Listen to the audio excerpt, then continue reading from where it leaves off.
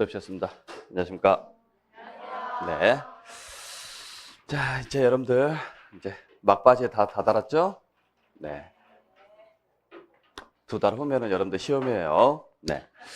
자, 이제 2주간에 걸쳐서 여러분들 그동안에 배우셨던 이론 내용들 간단하게 한번 더 정리하고 마무리하는 과정으로 여러분들 진행을 좀 하도록 하겠습니다. 자, 그래서 우리 시험 문제에서 자주 나오는 내용들, 그 다음에 올해 타 시험 문제에서 출제됐던 내용들 위주로 해서 간단하게 한번 정리를 해볼 테니까 지금까지 우리 문제풀이 과정에서 다 나왔던 자료들이에요. 그걸 다시 한꺼번에 모아서 다시 한번 여러분들 정리하는 과정이라고 생각하시면 될 것 같아요.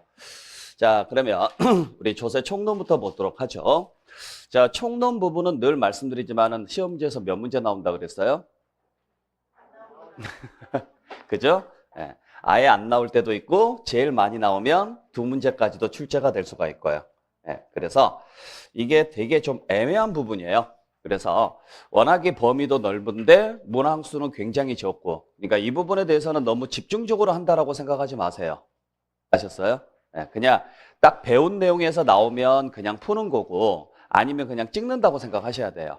왜냐하면 범위가 없어요. 조세 총론이라는 부분은 어디까지 나옵니다 이런 범위가 없기 때문에 그냥 출제자가 뭐 내고 싶은 대로 올해는 뭐 3번 문제 좀 쉽게 내겠다 그러면 우리들이 배웠던 내용에서 나올 것이고, 어렵게 내겠다라고 생각하면 그냥 아예 안 배운 내용에서 나올 수도 있다라고 생각하셔야 돼요. 그러니까 이건 그냥 복불복이라고 생각하시길 바랍니다. 자, 그럼 보죠. 제일 먼저 우리가 확인해야 될 것. 자, 조세는 금전급부가 원칙이다. 다만 금전으로 내기가 곤란할 때는 물건으로 내거나 또는 나누어서 낼 수 있는 제도가 있다. 그래서 물건으로 낼 수 있는 제도를 뭐라 그래요? 물납. 근데 현행 우리가 배우는 세금 5개 중에서 물납이 가능한 세금은 어디밖에 없다? 그렇죠? 그래서 취득세라든지 등록면허세나 종합부동산세나 소득세는 아예 물납제도가 없습니다. 어디에만 있다? 재산세만 있는데 얼마 초과? 1,000만 원 초과예요. 그래서 1,000만 원을 초과했을 때 무엇으로 물납이 가능하다? 관할 내에 소지하는 부동산으로 물납이 가능하고, 자, 그 다음에 분할납부가 가능한 경우 취득세 돼요, 안 돼요? 분할납부 안 되죠? 등록면허세도 안 됩니다. 자, 그래서 취득 과정에서 발생하는 세금인 취득세나 등록면허세는 물납이나 분할납부 제도가 있다 없다? 아예 없어요. 어디서부터 나오느냐? 재산세부터 나오는데 재산세 얼마 초과? 250만 원 초과. 기간은 2개월입니다. 그 다음에 종합부동산세는 역시 250만 원 초과. 기간은 6개월이죠. 그 다음에 양도소득세도 가능하죠. 얼마 초과? 1,000만 원 초과입니다. 그래서 1,000만 원 초과. 기간은 2개월이죠. 그래서 일단 재산세를 정확히 외우신 다음에 재산세 중에서 재산세 요건 중에서 종합부동산세는 기간만 바꾸세요. 2개월 대신 몇 개월로? 6개월로. 그 다음에 양도소득세는 금액을 바꾸세요. 얼마로? 1,000만 원으로. 그리고 이때 분할납부할 수 있는 금액은 요 기준금액의 몇 배를 따져라? 2배를 따지시는 거예요. 그래서 이 기준금액, 이걸 기준금액이라고 하고 여기에 2배를 따져서 만약에 기준금액 초과분, 예를 들어서 250만 원 초과분을 분할납부할 수 있다 이렇게 나왔다. 그러면 2배가 뭐가 된다? 이하. 그러니까 250만 원일 때는 250만 원의 2배인 500만 원 이하. 그죠? 대신 50% 이하의 금액을 분할납부할 수 있다. 그러면 뭐라고 나와야 돼요? 초과. 이렇게 나와야죠. 초과. 자, 그래서 문제에서 예를 들어서 250만 원 초과분을 분할납부할 수 있다. 이런 식으로 나왔다. 그러면 500만 원 이하라고 나와야 되고 50% 이하의 금액을 분할납부할 수 있다. 그러면 500만 원 초과라고 나와야 되고. 그러니까 요 금액의 2배를 넘느냐 안 넘느냐 요것만 여러분들께서 잘 확인해 주시면 돼요. 시험지에서는 100% 출제된다고 보시면 될 것 같아요. 자, 그래서 항상 어떤 금액을 분할납부할 수 있습니까? 초과분만 분할납부할 수 있습니까? 50% 이하의 금액을 분할납부할 수 있습니까? 이렇게 문장이 쭉 나왔을 때 앞에 금액이 2배를 초과했느냐 안 했느냐 요 부분만 여러분께서 잘 확인하시면 돼요. 그러니까 양도소득세 같은 경우에는 2천만 원이라고 나와야 되겠죠?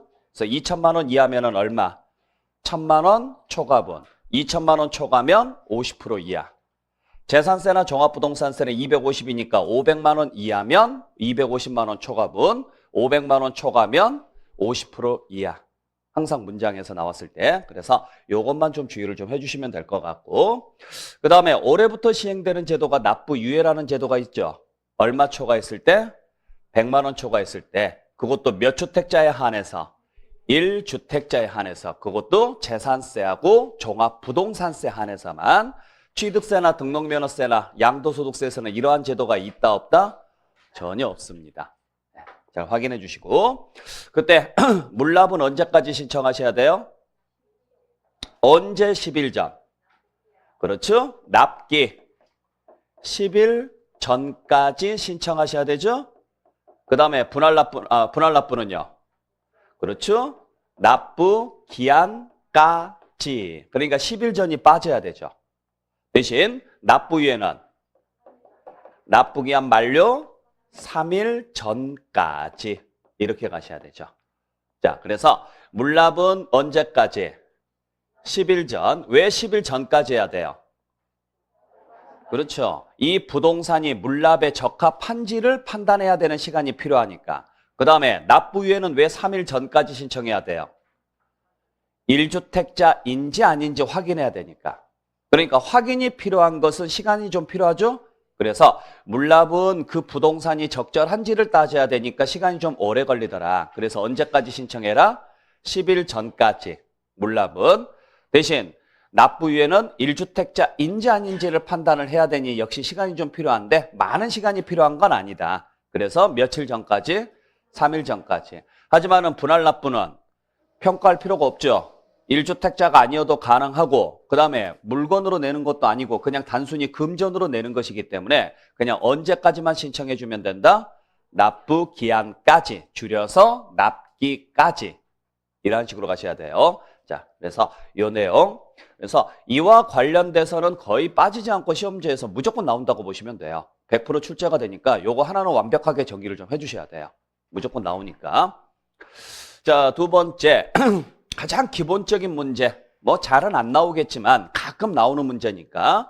자, 우리가 배우는 세금인 취득세부터 재산세까지는 다 지방세인데 지방세 중에서도 어디에서 징수하느냐? 취득세는 특별시나 광역시나 도에서 징수한다 그랬죠? 그 다음에 등록면허세는 도나 구에서 징수합니다. 재산세는 시나 군이나 구에서 징수를 하죠. 자, 그래서 특광도, 시군구 딱 적어놓고 맨 뒤에 거 2개 연결한 게 등록면허세다. 만약에 시험지에서 다음 중 도세가 아닌 것을 찾아라. 뭐 이런 식으로 문제가 나왔다. 그러면 재산세 찾으시면 되죠. 다음 중 특별시세가 아닌 것은 찾아라. 그러면 등록면허세나 재산세를 찾으시면 되겠죠. 혹시라도 시험지에 나왔을 때 이러한 부분들 잘 구분을 좀 해주시라고요. 그러니까 딱 요 3개 범위 밖에서 만약에 문제가 나온다. 그러면 그건 그냥 찍으셔야 돼요. 아셨어요? 그러니까 요 안에서만 여러분들께서 정리를 해주시면 되고, 자, 광역단체인 특광도, 기초단체인 시군구 딱 적어놓고, 특광도는 취득세, 시군구는 재산세, 맨 뒤에 거 2개 연결한 게 뭐예요? 등록면허세. 그래서 도나 구에서 징수하는 게 등록면허세다. 그래서 만약에 이와 관련된 문제가 나왔다. 특광도, 시군구 딱 적어놓고 제가 수업 시간에도 몇 번 말씀드렸었죠?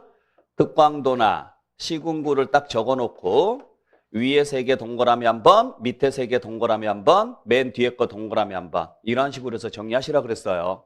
네. 자, 두 번째는 과세 표준을 표시하는 방법과 세율을 표시하는 방법. 가액으로 표시하면 종가세고 비율로 표시하면 정률세입니다. 문제는 종가세 외에 금액으로 표시하는 것을 뭐라고 한다? 정액세 구조라고 하는데 우리가 배우는 세금 중에서 정액세 구조는요. 등록면허세밖에 없죠? 건당으로 계산하는 거, 말소 등기할 때. 그러다 보니까 세율이 비율이 아닌 금액으로 나오는 경우가 있다. 정액세 구조라고 그랬죠? 역시 등록면허세 얼마? 6,000원, 건당 6,000원. 자, 그래서 우리가 배우는 세금 중에서 자, 종량세, 정액세 구조로 나와 있는 것은 어디밖에 없다? 등록면허세 뿐이다. 나머지는 전부 다 종가세, 정률세 구조로 되어 있다. 그래서 나머지 부분 중에서는 종량세라든지 정액세 구조는 아예 나오지도 않는다. 요거 잘 기억하시고. 자, 그 다음에 정말 중요한 것은 요 세율이죠. 자, 과세 표준을 적용할 때 물건 중심으로 적용하면 물세라고 하고 사람 중심으로 적용하면 인세라 그래요. 근데 지방세는 다 물건 중심이고 국세는요. 사람 중심입니다. 인별입니다. 다만 지방세 중에서 재산세 한해서만 지방세임에도 불구하고 무슨 구조가 있다? 인별 구조가 있죠. 뭐에 한해서요? 토지죠. 그래서 종합합산 토지나 별도합산 토지는 납세무자가 소유하고 있는 토지가액을 모두 뭐한다? 합해서 계산한다. 그러니까 인별합산한다라는 거죠. 그리고 물건별로 계산하면 세율은 다 비례세고 사람별로 계산하면 세율은요. 누진세가 나오는데 그때 누진세가 나오는 경우는 어디서부터? 그래요. 그러니까 취득세나 등록면허세에서는 누진구조가 없죠. 재산세부터 누진구조가 나오기 시작합니다. 그래서 만약에 시험지에서 다음 중 누진세가 적용되는 세목으로 옳게 묶인 것은 이렇게 문제가 나왔다. 그러면 재산세, 종부세, 양도소득세를 찾으셔야죠. 대신 취득세나 등록면허세에서는 누진구조가 나온다 안 나온다? 아예 안 나옵니다. 그래서 원래 재산세는 비례세가 원칙이죠. 그래서 0.07%짜리, 0.2%짜리, 0.25%짜리 뭐 이런 식으로 해서 비례세가 있는데 토지하고 주택에 한해서는 3단계 또는 4단계 누진세가 적용이 돼요. 그 다음에 종합부동산세는 원래 누진세가 원칙이죠. 그래서 토지는 몇 단계 누진세? 3단계, 주택은 7단계 누진세인데 법인 소유 주택에 한해서만 비례세가 적용이 되죠. 기억나세요? 그게 작년에 시험지에 출제됐던 거잖아요. 그래서 법인이 주택을 소유하고 있는 경우에는 몇에서 몇 프로까지 누진세율이 적용이 된다 이런 식으로 나왔어요. 그게 틀린 문장이었어요. 그러니까 그걸 꼭 기억을 하고 계셔야 돼요. 그 다음에 양도소득세도 원래 누진세가 원칙이죠. 6에서 45% 누진세가 원칙인데 1년 미만 보유했거나 2년 미만 보유했으면 40%, 50%, 60%, 70%의 비례세가 나옵니다. 보이시죠? 모른 척 하시면 안 돼요. 지금 이걸 제가 상세하게 지금 설명드리고 있을 그런 시간이 없어요. 아셨죠? 네. 자, 그래서 만약에 누진세가 적용되는 세목을 찾아라. 그러면 무조건 취등록세는 해당 사항이 없다라는 걸 정확히 알고 계셔야 돼요. 꼭 기억을 좀 하시고. 자, 그 다음에 우리 부가세. 시험지에서 뭐 이것도 자주 나오지는 않아요. 자주 나오지는 않는데 기본 사항이니까. 우리 부가세 배울 때 어떻게 배웠어요? 농지, 지농입니다. 자, 그래서 취득세는 농어촌 특별세, 등록면허세는 지방교육세, 재산세는 다시 지방교육세, 재산세는 다시 지방교육세, 종합부동산세는 농어촌 특별세, 소득세에는 부과되는 세금 없고요. 자, 그래서 농지, 지농. 단 취득세만 농어촌 특별세 외에 뭐가 하나 더 추가된다? 지방교육세가 하나 추가된다.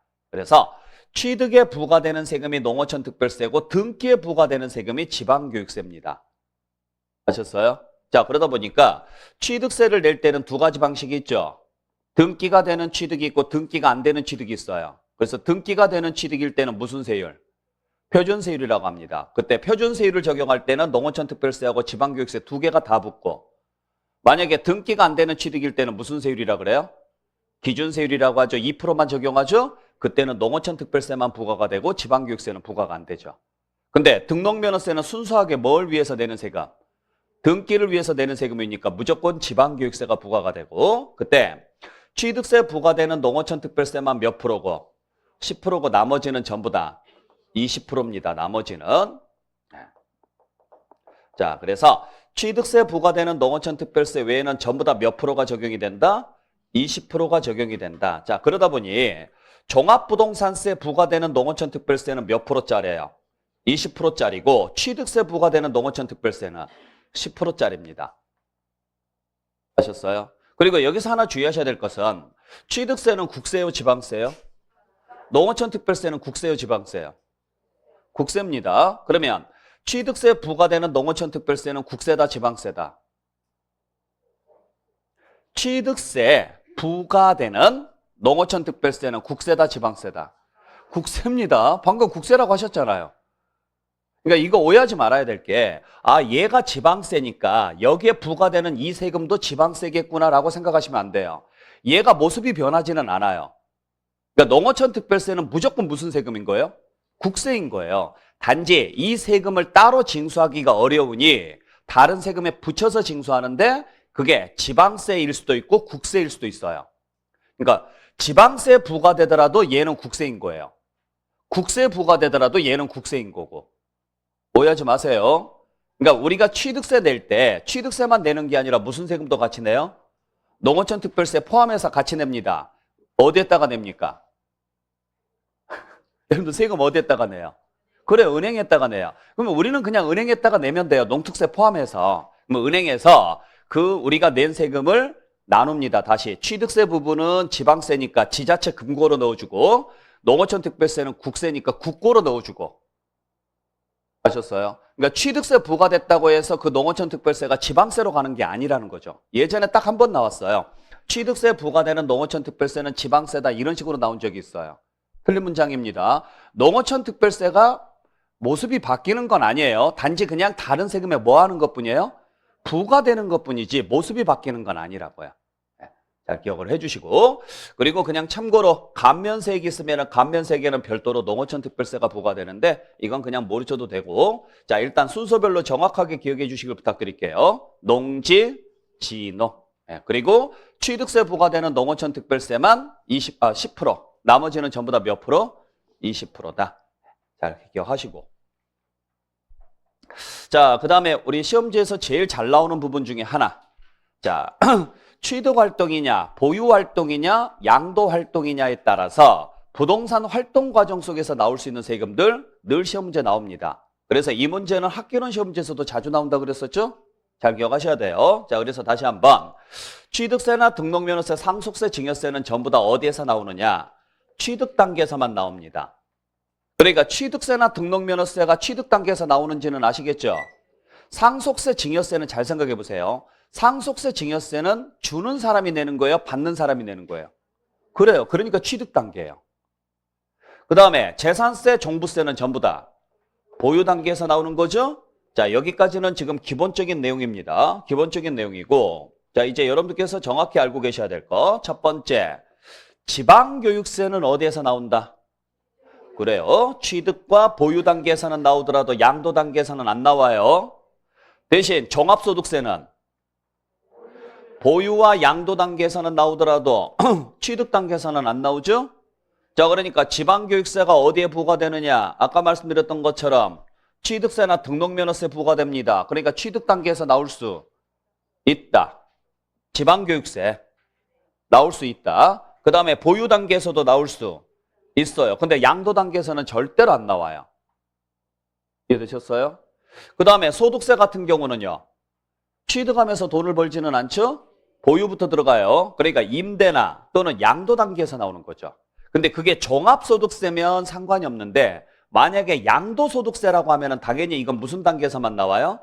양도 단계에서만 나오는 거죠. 아셨죠? 그러니까 우리가 종합소득세라는 것은 자, 임대를 통해서 나오는 소득은 무슨 소득? 사업소득입니다. 사업소득은 종합소득세를 내죠? 그 다음에 양도를 통해서 나오는 소득은 원래 양도소득세니까 양도 단계에서만 나와야 되지만 건설업자가 양도했으면 사업소득이라고 하고 사업소득이면 종합소득세를 내죠. 그러니까 종합소득세는 보유나 양도 단계에서 다 나올 수 있죠. 무조건 나온다가 아니라 나올 수 있다는 이야기예요. 대신 양도소득세는 무슨 단계에서만 나온다? 양도 단계에서만 나오고, 그 다음에 얘가 국세죠? 국세를 내면은 지방세도 한 번 더 내셔야 돼요. 지방세는 양도소득세다 종합소득세다 구분 안 합니다. 그냥 전부 다 뭐라 그래요? 지방소득세라 그래요. 그래서 지방소득세도 당연히 무슨 단계에서 나와요? 보유나 양도 단계에서 나오죠. 그래서 우리가 소득세는 전부 다 소득세는 전부 다 무슨 단계에서 나온다? 보유나 양도 단계에서 나오는 세금이다.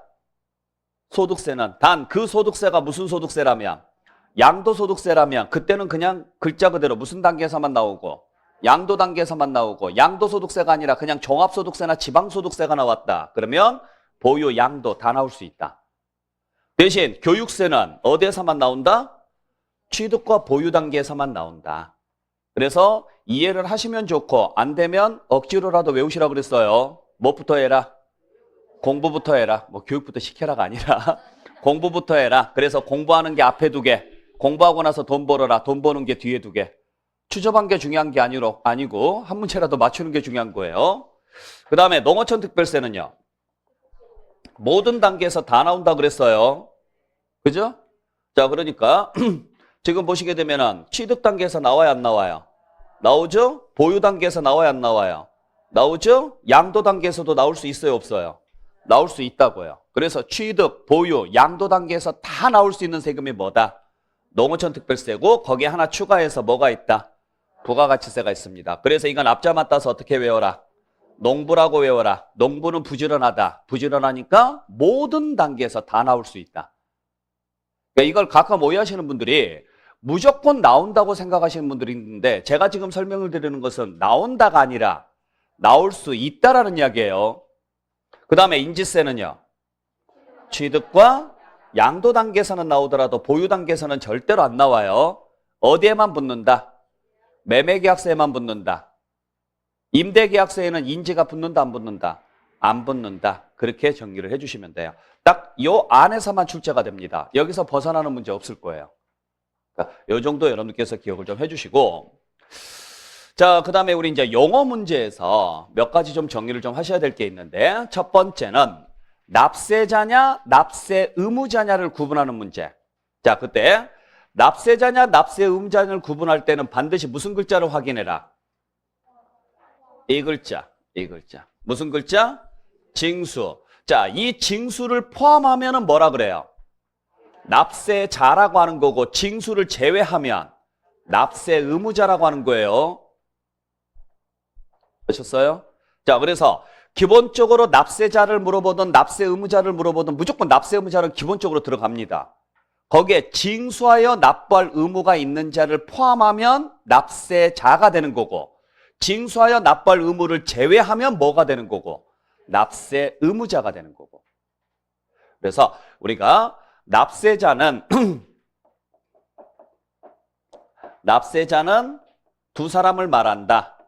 납세 의무자와 징수하여 납부할 의무자를 포함을 해서 우리는 뭐라고 표현한다? 납세자라고 표현한다. 자, 그러니까 납세자를 표현할 때는 누가 포함이 되고 징수의무자가 포함되지만 납세 의무자를 설명할 때는 징수의무자가 들어가면 안 되죠. 아셨죠? 그 차이점만 정확하게 구분을 좀 해주시면 되고, 자, 그 다음에 보통 징수냐 특별 징수냐 구분할 때 보통 징수라고 나오면 반드시 무슨 글자가 나와야 돼요? 그래요, 이 단어. 요 단어가 나오면 무조건 무슨 징수? 보통 징수입니다. 반대로 특별 징수는 국세에서 뭐라고 표현해요? 원천 징수라고 합니다. 즉 누구로부터? 징수할 여건이 좋은 자로 하여금 대신 징수하게 하는 것을 무슨 징수라고 한다? 특별 징수라고 한다고요. 특별 징수. 그래서 원천 징수 의무자 또는 특별 징수 의무자 이런 식으로 우리가 보통 표현을 많이 하죠. 아시겠어요? 그러니까 은행에서 복권 당첨 금액을 수령을 하러 갈 때 은행은 당첨금을 지급하면서 세금 떼고 주는 거죠. 이렇게 세금 떼고 주는 사람을 뭐라고 해요? 징수의무자라고 하는 거고, 그걸 특별징수라고 하는 거예요. 이해되셨죠? 잘 기억을 하셔야 돼요. 그래서 항상 말씀을 드리지만은 뭐 잘 아시는 내용이겠지만 근로자가 회사에 근로를 제공을 하더라. 그러면 회사에서는 근로자에게 뭘 준다? 급여를 줄 것이고, 이 급여 소득에 대한 소득세 납세 의무자는 누구다? 근로자죠. 왜? 이건 누구 돈이니까? 근로자의 돈이니까. 그래서 근로자는 자기가 벌어들인 소득에 대해서 세금을 내야 됩니다. 이 사람을 뭐라 그래요? 납세 의무자라고 표현한다고요. 그러니까 자기 돈으로 세금을 내는 사람을 누구? 납세 의무자. 근데 이렇게 돈을 주고 나서 세금 내라고 하니 세금 안 내고 생활비에 쓴다 그랬죠. 그래서 나중에 징수하는 게 불편하니 누구한테? 회사 너희가 돈을 주기 전에 그 급여 중에서 일부 니들이 세금 떼서 걷어서 내. 이 사람을 뭐라고 표현한다? 징수 의무자. 그러니까 걷어서 내주세요라고 해서 징수 의무자라고 하죠. 아셨어요? 이 징수 의무자가 하는 행위를 지방세에서는 무슨 징수라고 하고? 특별징수라고 하고 국세에서는 원천징수라고 하고 같은 말이라고요. 그러니까 징수할 여건이 좋은 자로 하여금 대신 징수하게 하는 것을 뭐라고 한다? 특별징수, 원천징수. 지방세에서는 특별징수, 국세에서는 원천징수. 그리고 이 사람들을 묶어서 무슨 의무자? 징수의무자라고 합니다. 그러면 이 사람들이나 둘 다 세금을 내니까 이 두 사람을 묶어서 세금을 납부하는 사람 해서 납세자라고 하고, 이 사람들이 신고하고 납부를 하든 아니면 고지서 받아서 내든 이럴 거라고요. 이렇게 고지서 받아서 내는 것을 무슨 징수라고 하고? 보통 징수라고 표현을 하는 거고. 그래서 보통 징수를 설명할 때는 뭐라고 표현하는 거고? 고지서가 나와야 되는 거고, 징수할 여건이 있는 자로 하여금, 징수할 여건이 좋은 자로 하여금 대신 징수하게 하는 것을 무슨 징수? 특별징수. 이 사람들을 포함해서 납세자, 이 사람들을 제외하고 순수하게 자기 돈으로 내는 사람을 납세 의무자. 같이 연결해서 여러분들 정리해 주셔야 돼요. 자, 그 다음에 표준세율이란 무슨 세율을 말하느냐? 뭐 잘 아시다시피 지방세를 징수할 때 가감할 수 있는 세율을 표준세율이라고 하죠. 그걸 뭐라고 표현하느냐? 특별한 사유가 있으면은요, 이에 따르지 아니할 수 있는 세율을 말한다, 이런 식으로 표현을 합니다. 그러니까 특별한 사유가 있다, 즉 재정상 어떤 특별한 사유가 있으면 지방자치단체 재량에 의해서 뭐 할 수 있다? 가감 조정할 수 있다. 가감 조정할 수 있다라는 이야기는 법률로 주어진 세율을 그대로 따를 필요가 없다. 그래서 되도록이면은 정상적으로 적용을 해야 되지만 재정상의 사유나 그 밖에 특별한 사유가 있으면 이에 따르지 아니할 수 있는 세율, 이걸 무슨 세율이라고 한다? 표준세율이라고 하고, 그 다음에 지방자치단체 징수금을 설명할 때는 항상 세 가지, 지방세, 가산금, 체납처분비, 요 세 가지가 동시에 나와야 되죠. 그러니까 징수금이라고 이야기하는 것은 재산이 매각이 됐었을 때 받을 수 있는 돈이에요. 그러면 세금 때문에 재산이 매각됐다면 일단 세금 안 냈죠. 그리고 매각 과정까지 발생하는 이자가 있을 것이고 매각 비용이 있을 겁니다. 요 세 개를 묶어서 뭐라고 한다? 징수금이라고 하고, 그때 징수금의 순서는 체납처분비, 지방세, 가산금까지 해서 순서까지 정확히 외워주셔야죠. 네. 자, 그래서 용어 문제는 딱 요 정도 선에서 여러분들 마무리하시면 돼요. 이거 외에 거 나오면 그냥 답 아니라고 생각하시면 돼요. 이해되셨죠? 만약에 여기에서 답이 없다 그러면은 이거 외에 것에서 그냥 찍으시고, 아니면 외워야 될 게 너무 많으니까 구분하셔야 될 게. 자, 그 다음에 이제 납세의무 성립하고 확정, 소멸에 관련된 내용인데 뭐 기본적으로 아마 다 외우셨을 거니까 자, 다시 한번 정리해 보죠.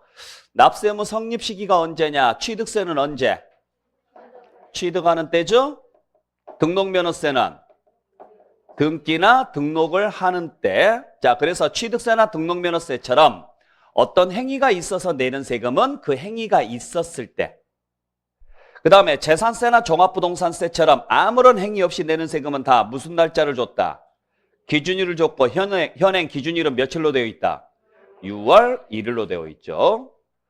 자, 그리고 소득세는 언제 납세의무가 성립한다? 그래요. 과세 기간이 끝나는 때죠.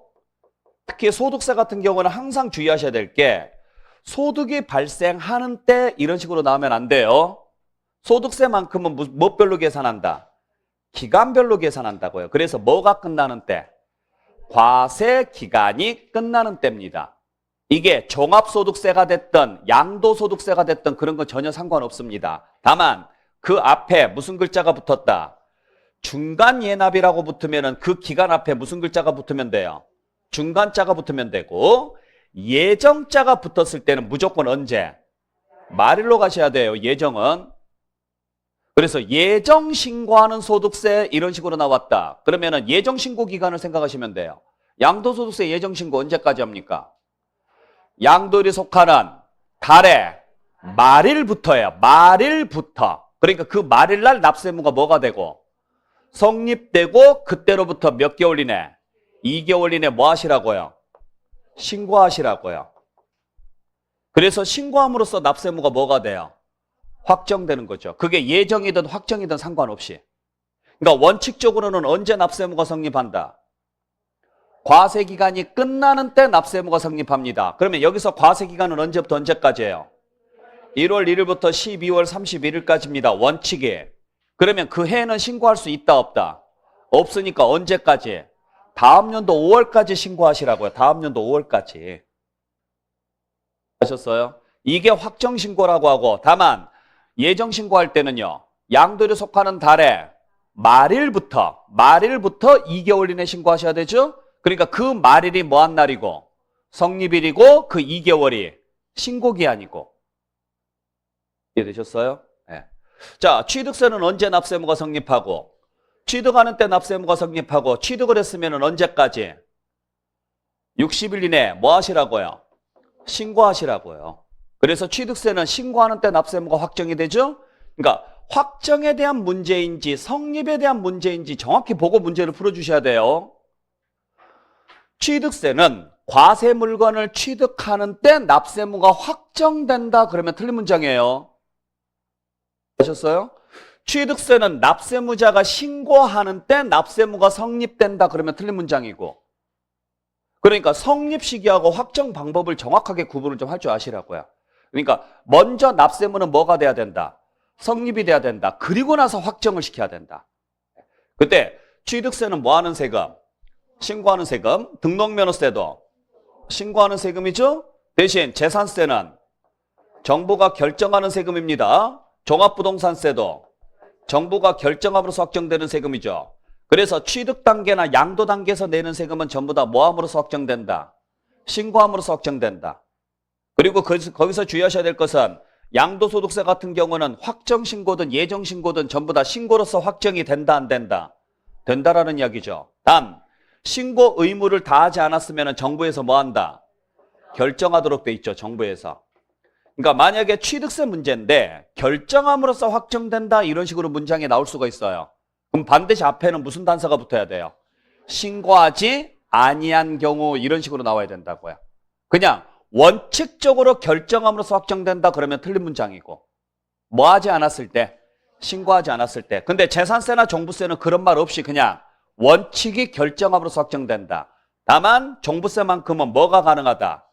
신고 선택이 가능하고, 그때 신고를 했으면은요 정부의 결정은 없는 것으로 봅니다. 그러니까 신고로서 확정이 가능하죠. 아셨죠? 네, 잘 구분을 좀 해주시고, 여기도 마찬가지 결정이고. 네. 자, 그래서 올해 타 시험 문제에서 공무원 시험 문제에서 납세의무 확정에 대한 문제가 출제가 됐었어요. 납세의무 확정에 대해서. 그러다 보니까 잘 보셔야 돼요. 신고를 물어보는 건지 결정을 물어보는 건지. 그래서 원칙적으로 재산세나 종합부동산세는 원칙이 결정이라고 하셔야 되고, 원칙이. 대신 자, 취득세나 등록면허세나 소득세 같은 경우에는요 뭐 하지 않았다고 단서가 붙어야 되고, 신고하지 않았다라고 단서가 붙었을 때 결정이라고 나와야 되고, 순서를 정확히 보시라고요. 그것만 확인해 주시면 될 것 같아요. 자, 그 다음에 그 외에 납세의무 성립 시기에서 우리 몇 가지 더 정리를 해야 될 게 있는데, 자, 우리 재산세, 종합부동산세처럼 아무런 행위 없이 내는 세금들은 전부 다 과세 기준일, 날짜를 정해줬다. 그게 전부 다 며칠? 6월 1일인데 딱 하나, 주민세만큼은요 며칠로 간다? 그래요, 7월 1일로 갑니다. 그러면 주민세를 제외한 나머지는 다 6월 1일입니다. 그러니까 지역자원시설세가 나오더라도 6월 1일로 가셔야 돼요. 지역자원시설세는 어디에 같이 붙어서 나와요? 재산세 고지서에 나란히 적혀서 나옵니다. 그러니까 재산세처럼 취급하시라고요. 그 다음에 지방교육세하고 농어촌 특별세는 둘 다 공통점이 뭐예요? 부가세죠. 부가세는 따로 납세의무가 성립되는 시점이 있다 없다? 없습니다. 누구 따라간다? 본세 따라갑니다. 그 본세를 지방교육세는 그 세목이라고 표현하고, 그러셨어요? 그 다음에 농어촌 특별세는 그냥 아예 본세라고 표현하고, 중요한 것은 그 세목이나 본세의 납세의무가 뭐 할 때? 성립할 때 성립한다고요. 성립을 물어봤으니까. 그러니까 성립하는 때 같이 성립한다 이렇게 가야죠. 타 시험 문제에서 뭐라고 나왔느냐면 지방교육세는 그 과세 표준이 되는 세목의 납세의무가 확정되는 때 성립한다 이렇게 나왔어요. 그러니까 앞에만 문장을 보고는 맞네 하고 넘어가죠. 이런 부분들 헷갈리시면 안 돼요. 분명히 뭘 물어봤다? 성립을 물어봤으니까 당연히 부가세도 같은 날에 성립을 해야 된다. 같은 날에. 항상 문제 풀 때. 여기까지 같이 체크하셔야 되고, 그 다음에 수시부가 나오면 무조건 무슨 글자 나와야 돼요? 그렇죠? 사유자 나와야죠. 만약에 사유자 빠지면 틀린 문장입니다. 자, 그래서 여기까지 정리하시고, 자, 그 다음에 이제 가산세에 대한 문제. 올해 가산세 문제도 시험지에 분명히 나옵니다. 총론 부분에서 나오든 각 세목별에서 나오든 무조건 알고는 계셔야 되는데, 일단 가산세 특징은 정확히 외우셔야 되죠? 자, 그래서 가산세는 뭘로 하느냐? 그 세목으로 한다. 그러니까 취득세 가산되는 세금은 뭐다? 취득세다. 등록면허세 가산되는 세금은 등록면허세입니다. 자, 문제는 해당 세금을 뭐 했을 때? 감면했을 때 그 감면 대상에 포함된다, 안 된다? 안 된다라는 사실을 꼭 기억을 해 주셔야죠. 무슨 대상에서는 포함되지 않는다? 감면 대상에. 그러니까 가산세까지 감면을 해주게 되면 제재의 효과가 반감되니 가산세는 감면 효과를 주지 않습니다. 반드시 기억을 하시고. 자, 두 번째, 가산세의 종류가 뭐가 있느냐라고 나왔을 때 이미 다 아실 거예요. 무신고 가산세, 과소신고 가산세, 납부지연 가산세 딱 3개 있습니다. 기본적으로. 아셨어요? 그때 시험지에서 그냥 무신고다, 과소신고다 이런 식으로 나오면 상관이 없는데 이런 식으로 글자로 나왔을 때 여러분들은 꼭 반드시 동그라미를 쳐야 될게요. 그렇죠. 이 글자를 동그라미 치고 가시라고 항상 놓치지 마시고. 그러니까 신고하지 않았으니까 뭐가 되는 거예요? 무신고가 되는 거고, 적게 신고했으니까 과소신고가 되는 거고, 납부하지 않았으면 납부지연 가산세예요. 납부지연. 적게 납부했을 때도 납부지연이고. 그러니까 시험지에 나왔을 때 적게 납부한 경우 이런 식으로 나오면 과소신고 가산세인 줄 알아요. 왜? 대부분의 사람들이 이 적게라는 말에만 포인트를 잡고 문제를 풀기 때문에 그래요. 그러니까 적게라는 말이 나오면 과소라는 걸 알 수 있죠? 그러니까 과소로 가니까 그냥 아무 생각 없이 과소신고 가산세인 줄 알아요. 문장 잘 보고 확인하셔야 돼요. 그리고 무신고 가산세는 몇 프로?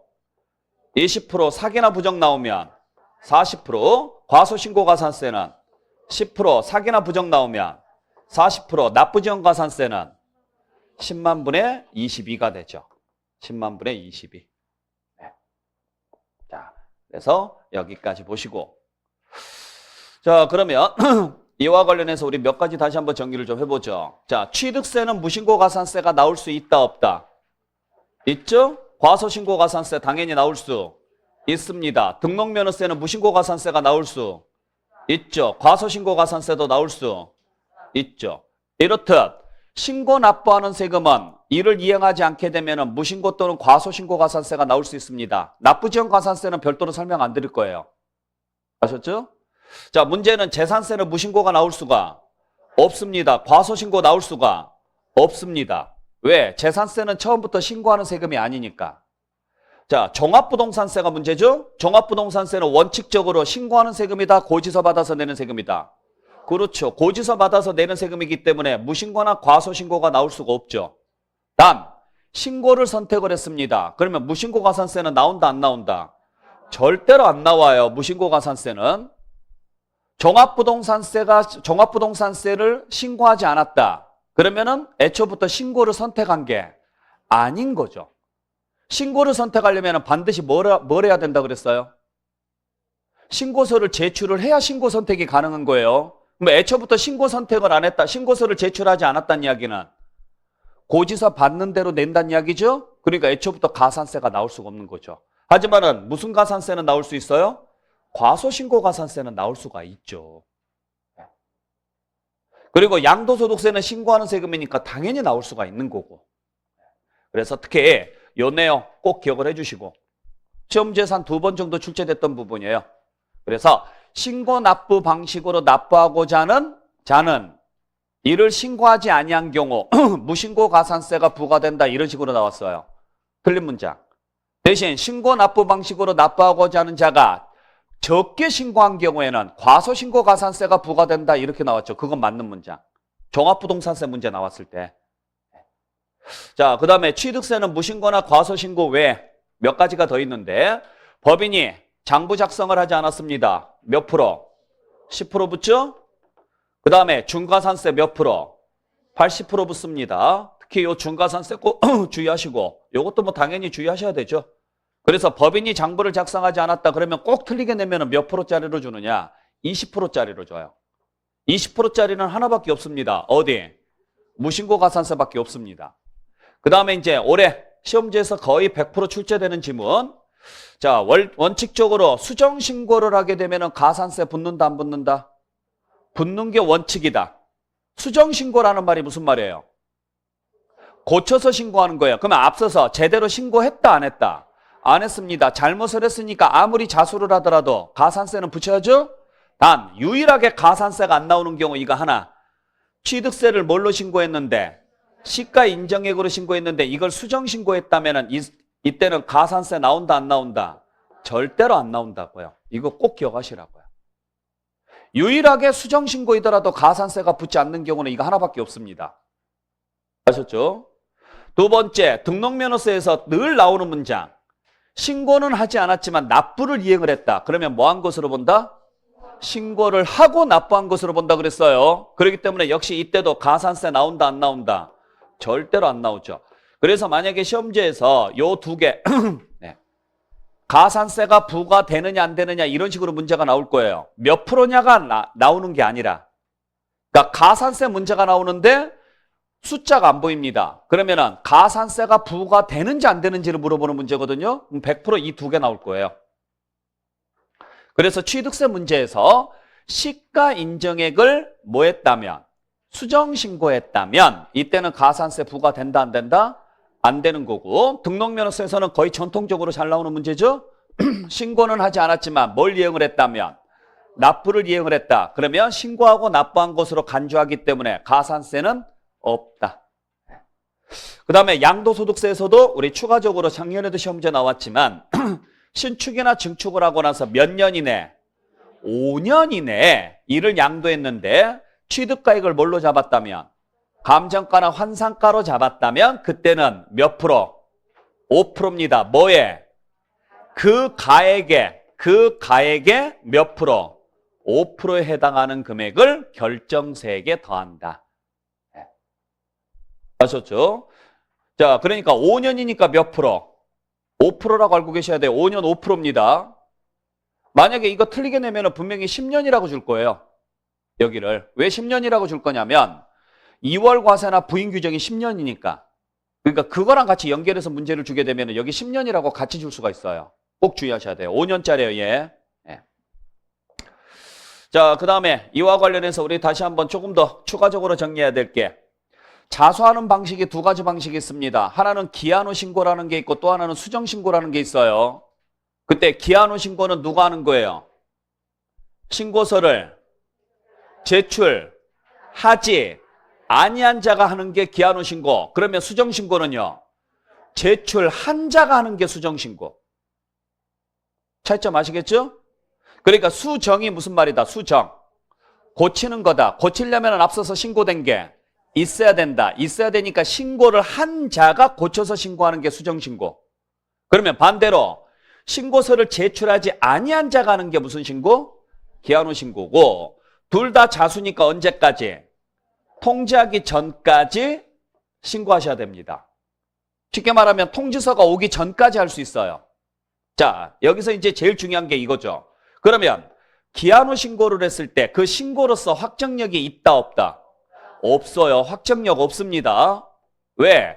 기한 후 신고는 애초부터 신고한 사람이다 안 한 사람이다? 안 한 사람이니까 애초부터 확정력이 없는 사람이에요. 그러니까 자수를 하더라도 확정력이 없다. 즉 기한 후 신고된 금액을 인정한다 안 한다? 안 한다. 확정력이 없다라는 이야기는 인정하지 않는다는 이야기예요. 그러니까 네가 신고를 해도 우리는 인정하지 않을 거야. 인정하지 않을 거니까 일단 신고해. 그러면 그 금액을 뭐 할 건데? 조사할 거라고요. 조사해서 다시 뭐 해줄 것이다? 결정을 해줄 것이라고요. 몇 개월 이내? 그렇죠. 그래서 몇 개월 이내? 3개월 이내 반드시 다시 뭐 해줘야 된다? 결정 통지해줘야 된다고요. 그러면 뭐하러 기한후 신고를 하느냐? 인정도 안 해주는데 뭐 때문에 하는 거예요? 그래요. 이것 때문에 하는 거예요. 이것 때문에. 그러니까 네가 한 말 안 믿어. 안 믿지만 너가 의지를 보였으니, 자수를 하려고 하는 의지를 보였으니 원래는 무슨 가산세가 붙을 건데, 무신고 가산세가 붙을 건데 그거 깎아줄게 이야기예요. 이해되셨어요? 그때 가산세 감면 혜택은 기간 제한이 있어요. 최대 몇 개월까지? 6개월까지고 1개월 이내 하면은 50% 감면, 3개월 이내 하게 되면 30%, 6개월 이내 하게 되면 20% 감면이 됩니다. 여기까지는 좀 기억을 해주셔야 돼요. 기한후 신고 쪽은. 수정신고는 그냥 참고로 알고 계시고, 참고로 수정신고는 애초부터 신고가 된 거예요, 안 된 거예요? 신고가 된 거니까 확정력이 살아있죠? 그러니까 자수를 하더라도 확정력이 있습니다. 있기 때문에 별도로 결정 절차는 없고, 수정신고한 대로 믿어주고, 그리고 이때도 역시 무슨 혜택은 주는 거예요? 감면 혜택은 주는 거죠. 감면 혜택. 그러니까 감면 혜택을 준다는 이야기는 가산세가 나온다, 안 나온다? 나온다는 이야기예요. 아셨나요? 나오는데 딱 하나. 뭘 수정신고했었을 때?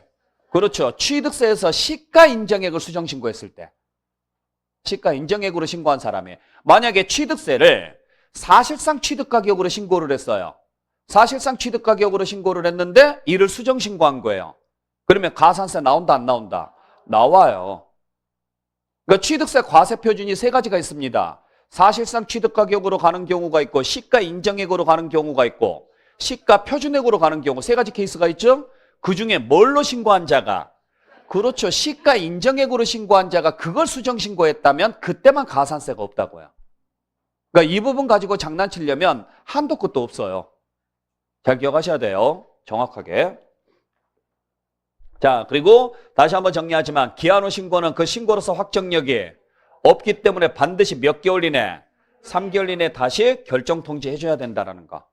그러니까 확정력에 대한 문제가 나왔을 때 기한후 신고가 같이 나올 수가 있어요. 올해 타시험 문제에서도 출제가 됐으니까. 그러니까 이 부분 같이 정리해 주시길 부탁드립니다. 자, 그 다음에 우리 납세의무 소멸에서 납세의무 소멸 사유가 있죠? 자, 납세의무 소멸 사유 5개 뭐예요? 납부, 충당, 취소, 제척기간 만료, 소멸시효 완성이죠. 딱 여기까지가 소멸사유죠. 만약에 사망이 나온다거나 합병이 나온다거나 결손이 나왔다. 납세의무 소멸된다, 안 된다? 절대로 안 됩니다. 자, 그래서 이건 그냥 기본적으로 5개 외우셔야 돼요. 납세의무가 소멸되는 사유. 네. 자, 그 중에서 제척기간을 설명할 때는 항상 뭐라고 단서가 붙느냐?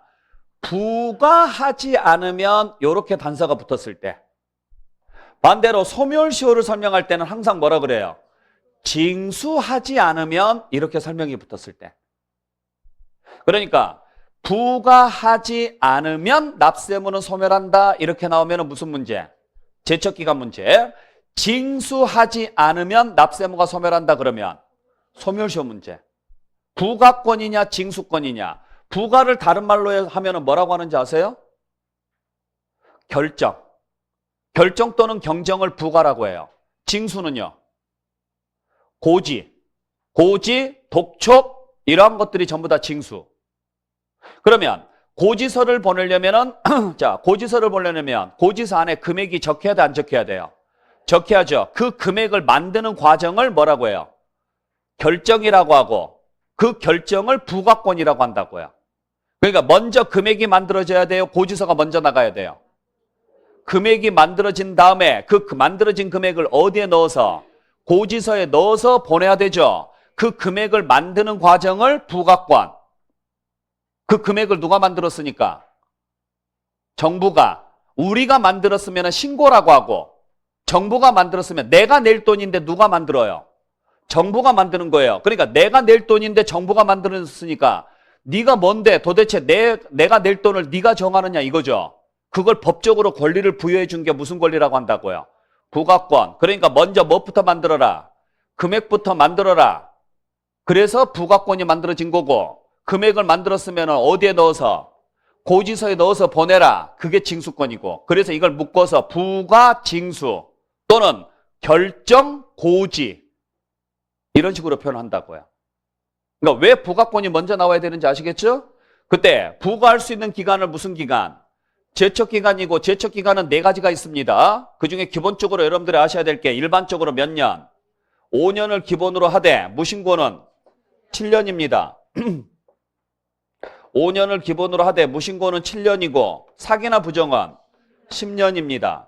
마찬가지입니다. 국세도 일반적인 경우는 5년, 무신고는 7년, 나머지는 10년입니다. 자, 그래서 5, 7, 10은 기본적으로 외우셔야 돼요. 5, 7, 10은. 자, 그래서 사기 부정은 무조건 몇 년? 10년, 무신고는 7년, 나머지는 5년. 그러니까 사기나 부정, 무신고 이 말만 없다. 그럼 무조건 5년.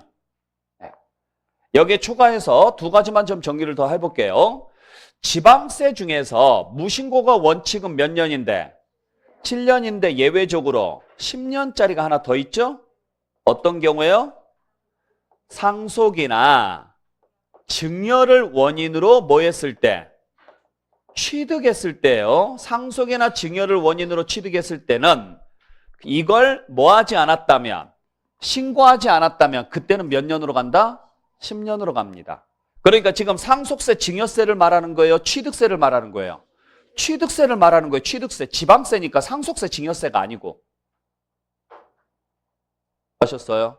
그러니까 만약에 시험 문제에서 취득세를 신고하지 아니한 이렇게 나와요. 그럼 몇 년? 그냥 7년. 취득세를 신고하지 아니한 나오면 그냥 7년. 근데 상속을 원인으로 취득을 했는데 이를 신고하지 아니한 이렇게 나왔으면 10년. 그리고 이때 이 증여 안에는 부담부 증여 포함합니다. 아셨나요? 네. 자, 그 다음에 혹시 몰라서 말씀을 드리는 건데 상속세 증여세는 10년, 15년, 15년이에요. 여기가. 근데 이 안에가 뭐가 들어가느냐면 이 안에가 부담부 증여가 들어가요. 자, 그래서 부담부 증여가 들어가는데 부담부 증여가 이렇게 지금 양쪽으로 들어갑니다. 양쪽으로. 그래서 여러분들이 이게 약간 혼동이 될 수가 있는데 무슨 이야기냐면 부담부 증여를 해요. 자, 증여자가 있고 수증자가 있습니다. 증여자가 있고 수증자가 있는데 이 사람들이 무슨 증여를 하느냐면은 부담부 증여를 해요. 그러면 증여된 금액 중에서 채무액에 해당하는 부분은 무슨 거래로 봐요? 유상거래로 봅니다. 일반적인 케이스로 지금 말씀드릴게요. 그 다음에 채무를 제외한 나머지는 증여거래로 봅니다. 됐어요? 자, 그랬을 때 이 부분은 증여자가 뭐 한 걸로 봐서? 양도한 걸로 봐서 무슨 세금을 내야 돼요? 양도소득세를 내야 되고 받는 사람은 취득세를 내야 됩니다. 자, 이 부분은 받는 사람이 취득세도 내고 증여세도 내야 됩니다. 됐어요? 자, 그랬을 때 첫 번째는 얘예요, 얘.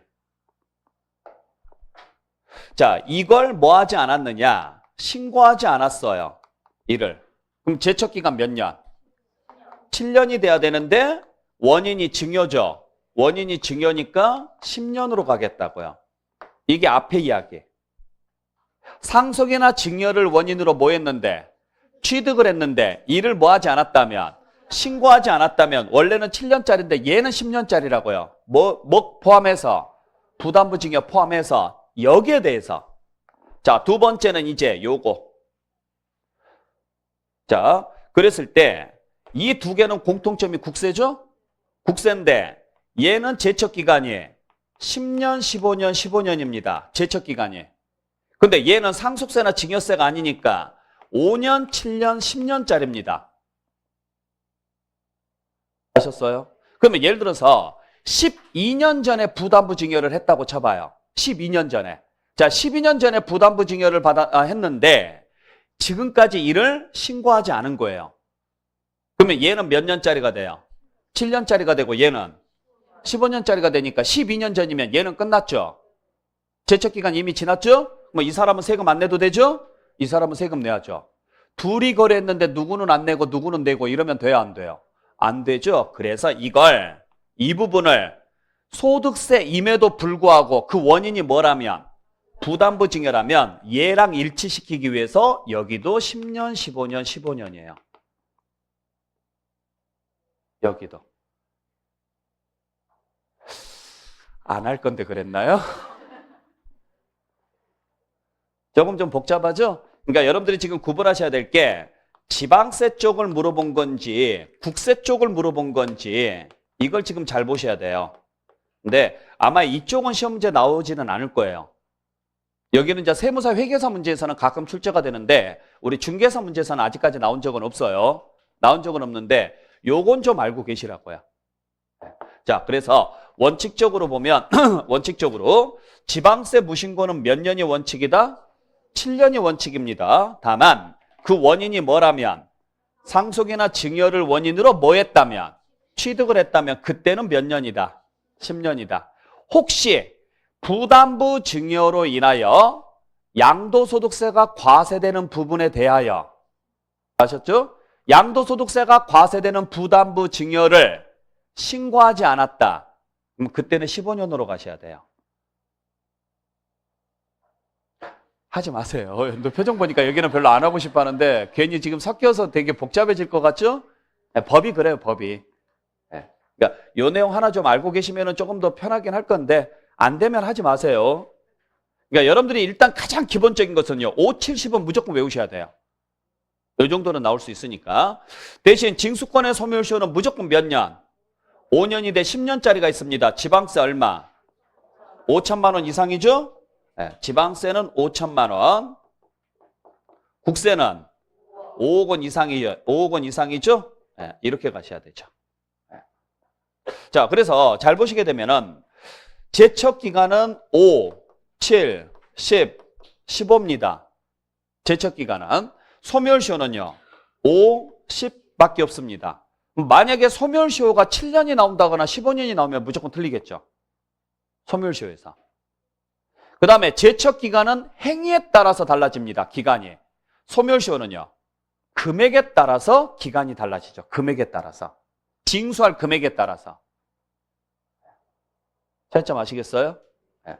자, 그래서 이 내용을 지금 다시 한번 정리를 해보죠. 자, 제척기간은 5년, 7년, 10년, 15년. 징수권의 소멸시효는 5년, 10년입니다. 그러니까 여기서 7년이나 15년이 나오면 무조건 틀린 문장. 정리할 수 있겠어요? 자, 그 다음에 요거 꼭 기억하셔야 돼요. 그러면 제척기간 기산일은 언제냐?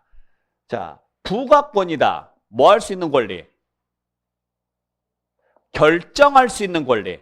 결정. 누가? 정부가 얼마인지를 정할 수 있는. 그러면 신고하는 세금은 언제부터 정부가 정할 수 있다? 신고기한 다음 날부터입니다. 당연히. 왜? 신고기한까지는 누구한테 권한을 줬으니? 납세자한테 권한을 줬습니다. 제가 여러분들한테 이번 주 일요일까지 하세요라고 권한을 줬어요. 그러면 저는 이번 주 일요일까지 이 여러분들한테 주어진 권한을 침범할 수 없죠? 그러면 여러분들이 일요일까지 했으면 다행인데 안 하면 그 다음부터 제가 나선다고요. 그러니까 무슨 날로부터? 신고기한 다음 날부터 시작이 됩니다. 근데 애초부터 여러분들한테 신고할 권한을 안 줍니다. 안 준다는 이야기는 여러분들한테 애초부터 세금 계산할 수 있는 권한을 안 준다는 이야기예요. 그럼 제가 처음부터 계산해야죠? 언제부터? 성립일부터죠. 자, 그래서 신고 의무가 없는 세금, 즉 대표적으로 뭐가 있어요? 재산세나 종합부동산세가 있겠죠. 그러니까 재산세나 종합부동산세 같은 경우는 언제부터 시작한다? 성립일부터 시작하죠. 성립일부터. 성립일부터 몇 년? 5년. 사기나 부정은 10년. 7년짜리는 나올 수가 없죠. 왜? 재산세나 종부세는 뭐가 없으니까? 무신고가 없으니까. 이해되셨어요? 네. 자, 그때 꼭 하나 기억하셔야 될 게 만약에 종합부동산세를 신고 납부하고자 하는 자가 신고 납부하고자 하는 경우 이런 식으로 문제가 나와요. 종합부동산세는 신고 납부가 가능해요? 불가능해요? 가능하죠? 신고 납부를 하는 경우 제척기간 기산일은 언제다? 성립일이에요. 오해하지 마세요. 종부세는 처음부터 신고 납부하는 세금이 아니에요. 원래는 뭐 하는 세금? 정부가 결정하는 세금이니까 제척기간은 성립일부터 시작합니다. 근데 납세자가 뭐 할 수 있어요? 신고납부를 선택할 수 있는 거예요. 신고납부를 선택을 했다고 해서 신고납부기 한 다음 날부터다 이렇게 가시면 안 된다고요. 그래서 신고납부를 선택을 하더라도 올해 시험지에서 이게 나왔거든요. 신고납부를 선택을 하더라도 종부세는 항상 언제부터 계산한다? 납세무 성립일부터 제척기간이 시작된다라고 아셔야 돼요. 그러니까 잘 생각을 해보세요. 종합부동산세는 고지서가 먼저 올까요? 신고를 먼저 할 수 있어요. 그래요. 고지서가 무조건 먼저 와요. 왜? 고지서는 언제까지 와요? 그러니까 언제까지 와요? 그러니까 언제까지냐고요. 언제까지 옵니까? 종합부동산세 고지서가 11월 25일까지 와요. 왜? 납부기간 개시 5일 전까지니까. 그러면 납부기간 개시일이 언제예요? 12월 1일이에요. 그러면 12월 1일 5일 전까지 고지서가 와야 된다고요. 그러면 11월 25일까지 온다는 소리죠? 그죠? 자, 납세자가 근데 신고를 하고 싶어요. 그럼 신고서는 언제부터 제출이 가능해요? 12월 1일부터 제출이 가능해요. 그러면 납세자가 신고를 선택을 하더라도 신고하고자 한다고 하더라도 이미 고지서는 와야 돼, 안 와야 돼요? 그래요. 이미 고지서는 와야 되고 이미 정부는 결정을 해놨어야 된다고요. 그러니까 납세자가 신고를 선택을 하든 안 하든 이미 정부는 결정을 해놨다, 안 해놨다? 해놨기 때문에 신고납부를 선택을 한다고 하더라도 제척기간 기산일은 성립일부터라고요. 잘 기억하셔야 돼요. 이거. 분명히 이거 가지고 만약에 시험지 나오면 100% 얘 가지고 장난칠 거예요, 올해. 이거 꼭 좀 기억을 좀 해주시고. 자, 그 다음에 소멸시효에서 만약에 시험지에 나온다 그러면은 요 중단제도나 정지제도가 나올 수가 있겠죠. 중단이나 정지. 그러니까 중단이나 정지는 어디에서만 나오는 제도? 소멸시효에서만 나오는 제도인데 중단이라는 말은 소멸시효가 뭐가 되는 거예요? 사라지는 거예요. 멈추는 게 아니라 사라지는 거라고요. 중단은. 사라지니까 어떻게 돼요? 다시 진행을 해야 돼요. 처음부터. 그러면 소멸시효를 없애려면 어떻게 해야 돼요? 소멸시효가 무슨 말인지를 생각하시라고요. 소멸시효가 무슨 말이에요? 권리를 행사하지 않으면 사라지는 게 소멸시효입니다. 그죠? 그러면 소멸시효 자체를 없애려면 권리를 뭐 해야 돼요? 행사를 해야죠. 무슨 권리를? 징수권을. 그러니까 고지, 독촉, 최고, 청구, 압류 다 공통점이 뭐다? 돈 내라, 돈 내라, 돈 내라 안 내면 죽여버린다 이 소리잖아요. 돈 달라고 했어요, 안 했어요? 했죠. 돈 달라고 권리를 행사를 했으니 받으려고 하는 의지를 보였죠? 그러니까 기존에 진행됐던 소멸시효는 사라지는 거죠. 사라지니까 새로 진행되는 거고. 반대로 정지는 뭐예요? 멈추는 거예요. 멈추는 거. 그러니까 행사하고 싶어도 못하는 기간, 대표적으로 유예기간이죠. 또는 분할납부기간이 있죠. 자, 분할납부는 법적으로 납부기간이 지났어도 납세자가 세금을 낼 수 있게끔 해주는 기간이죠. 그러면 이 기간 동안에는 징수권을 행사할 수가 없어요. 그러니까 이 기간은 징수권, 소멸시효에 들어가야 돼, 안 들어가야 돼요? 안 들어가야 돼요. 그래서 그 기간만 소멸시효가 뭐가 된다? 진행되지 아니한다.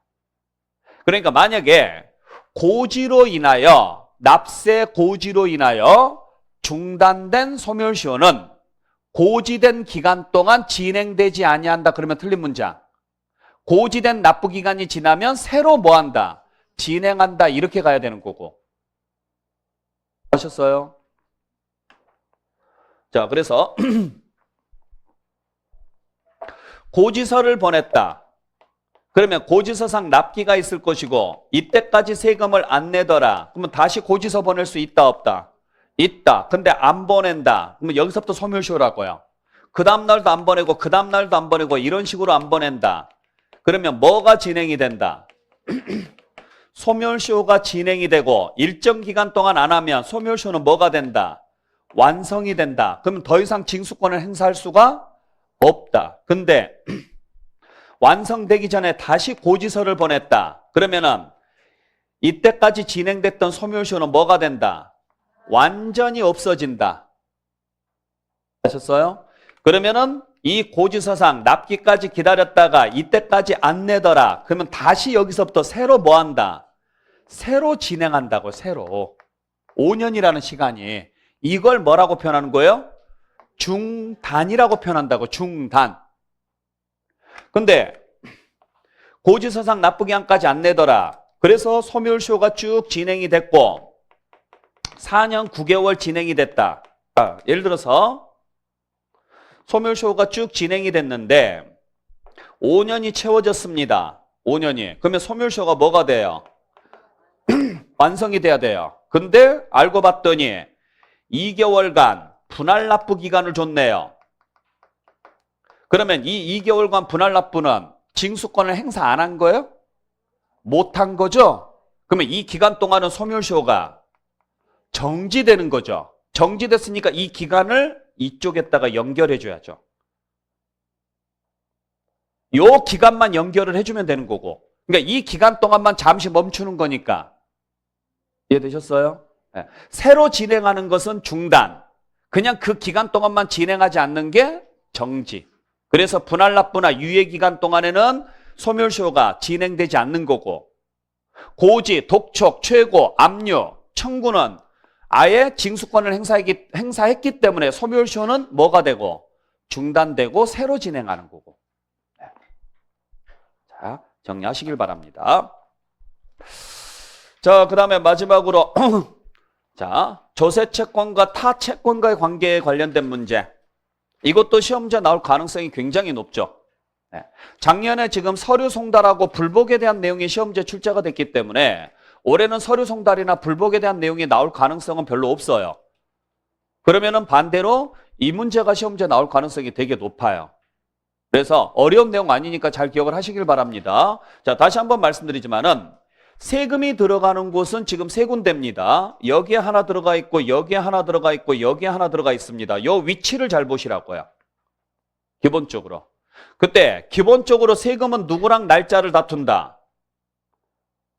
전세권이나 저당권 등하고 날짜를 다툰다고, 얘들하고. 그러니까 만약에 전세권, 저당권이라는 이러한 글자들이 보였다. 그러면은 얘들하고 날짜를 다툴 때 그 세금이 신고로서 확정되는 세금이라면 날짜 순대로 다투고, 신고로서 신고로서 확정이 되는 게 아니라 결정함으로써 확정되는 세금이라면 날짜에 관계없이 항상 얘들보다 뭐하고? 우선하고.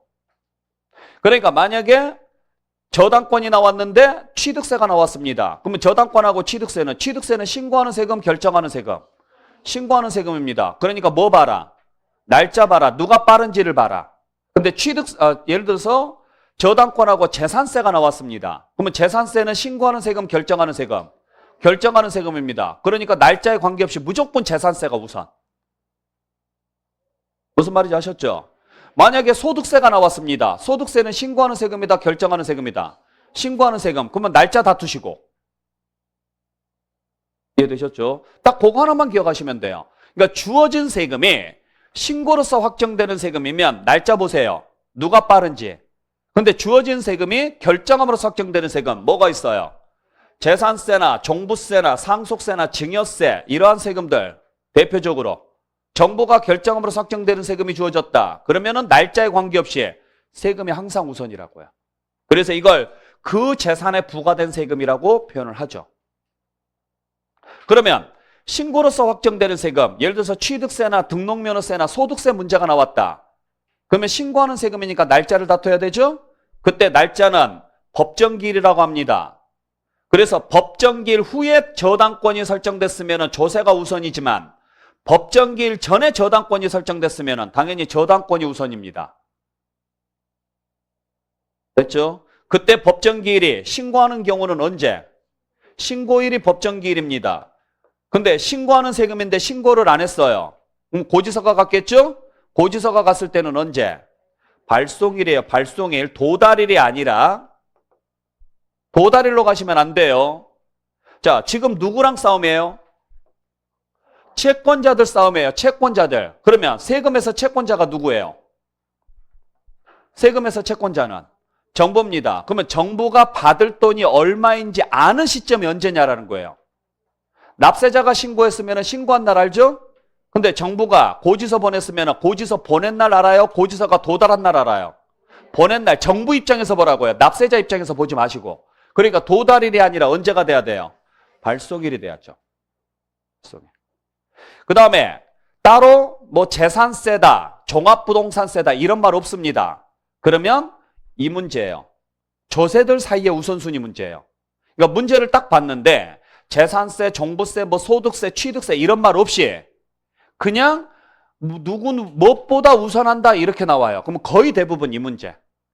그러면 담보랑 압류가 나오면 누가 우선? 담보가 우선. 압류하고 교부 청구가 나오면 압류가 우선. 담보는 재산권이고 압류는 채권입니다. 재산권하고 채권이 다투면 누가 우선? 재산권이 우선이에요. 아시겠죠? 교부 청구는 후순위로 참여하는 것이기 때문에 제일 후순위로 밀려야 되는 거고. 교부 청구는. 네. 자, 그래서 이 정도까지 여러분들 정리하시면 크게 문제될 건 없을 것 같아요. 자, 여기까지 해서 여러분들 총론 부분 마무리하고 자, 잠시 쉬었다가 취득세 부분 정리하도록 하겠습니다. 쉬었다 갈게요.